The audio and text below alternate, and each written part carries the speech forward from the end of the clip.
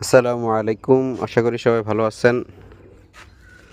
এই যে দেখেন একটা বাউ থ্রি মাল্টার গাছ। এখান থেকে এখানে চারটা ছিল ফল, তিনটা ছেড়ে হয়েছে, একটা আছে এখনো। এই যে এখানেও ফল ছিল,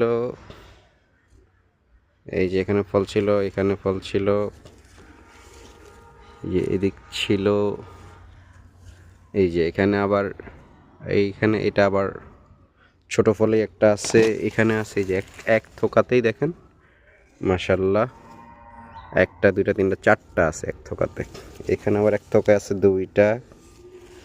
আবার দেখেন এখানে এই যে নতুন করে হচ্ছে, এই যে ওইদিকেও আছে, যে একটা দুইটা আছে, এই যে নতুন করে আবার ফুল আসতেছে।